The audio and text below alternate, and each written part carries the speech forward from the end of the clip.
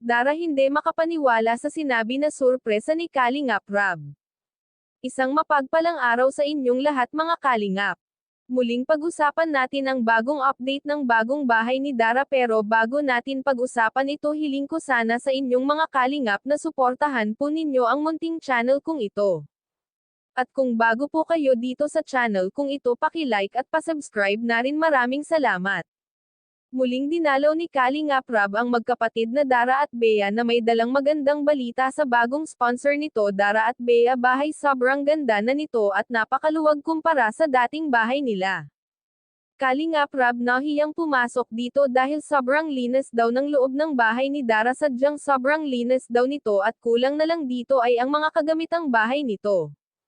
Kalingap Rab balak ng palipatin ang magkapatid sa mga susunod na araw dahil tapos na raw at pwedeng nang lipatan ito. Kalingap Rab agarang siniguradong safe ang magkapatid dito dahil may mga bakal na ang pinto at bintana nito. Dagdag pa na sinabi kay Dara Kalingap Rab pinag-iipunan nito ang pagpapakabit ng tubig nila Dara dahil sa naaawa raw ito kay Dara sa pag-iigib ng tubig nila sa balon, lalong-lalo na sa gabi dahil napakadelikado daw ito. Sobrang pag-alala ni Kalingap Rab sa magkapatid dahil sila lang dalawa dito. Dara sinabi na okay lang daw ito kahit wala ng tubig sa loob ng bahay, mag-iigib na lang daw po ito, total malapit lang naman daw ang balon na pinag-iigiban nito dahil nahihiya na ito kay Kalingap Rab na dinamansin ang ayunan ni Kalingap Rab. Ito pag-iipunan daw talaga niya ito sa kaligtasan ng magkapatid.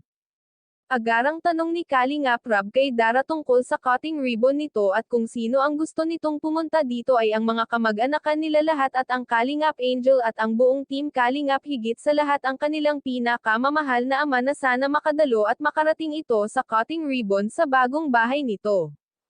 Sponsor na bago ni Dara, sinagot na ang budget ni Dara papuntang Baguio para makapasyal ang magkapatid na Dara at Bea dito. Dara sobrang masaya sa bagong natanggap na blessing nito dahil hindi ito nawawalan ng sponsor dito at deserve naman talaga nitong makatanggap nito dahil sobrang bait na bata at napakasipag pa nito na ito ang nagugustuhan na ugali ng mga sponsor sa kanya. Hanggang dito na lang ang aking update mga ka-viewers. Huwag po ninyong kalimutan suportahan ang ama ng Kalingap na si Val Santos Matubang at ang kanyang anak na si Kalingap Rab at huwag po ninyong kalimutan mag-subscribe sa munting channel kung ito at maraming salamat po. God bless.